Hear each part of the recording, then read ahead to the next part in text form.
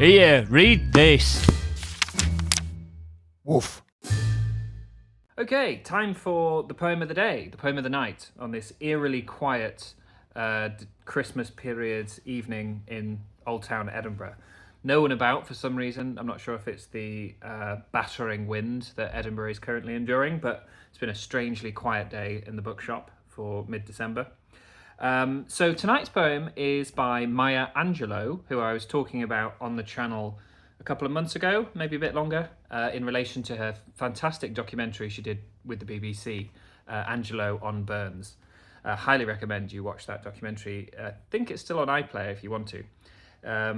So I thought I'd talk about an Angelou poem. It's only a very short one tonight.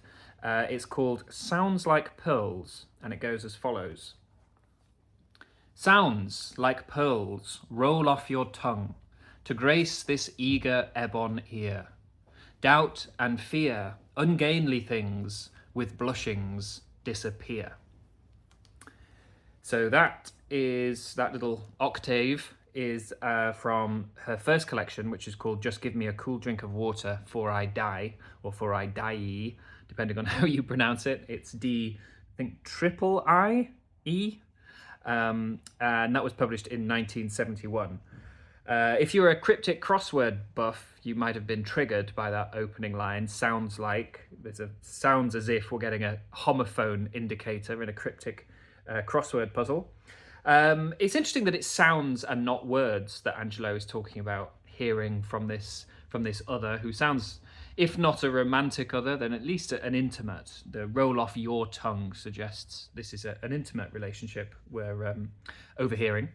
But it sounds, it's not sweet nothings, it's not phrases, it's sounds, it's noise, non-verbal communication, as much purrs as pearls, perhaps, which is, of course, at odds with the conventional idea of pearls of wisdom. Now, in the poetry of Sylvia Plath, the pearl is a symbol of hard-won accomplishment, a beautiful thing sea-changed from the ubiquitous grit of everyday life. And there is a similar sense in this poem of self-betterment in the second stanza, of hardships being filtered out. Doubt and fear, ungainly things with blushings disappear.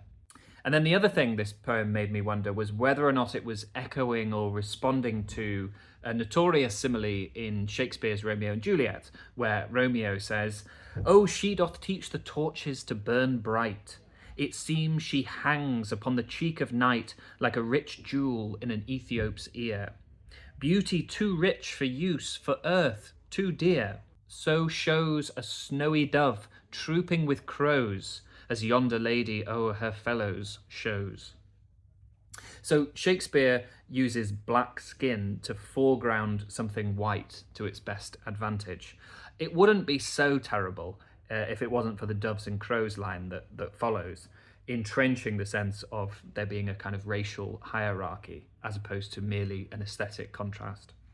In Angelou's poem, the ebon ear that she mentions isn't just the black backing needed to best show off a pearl.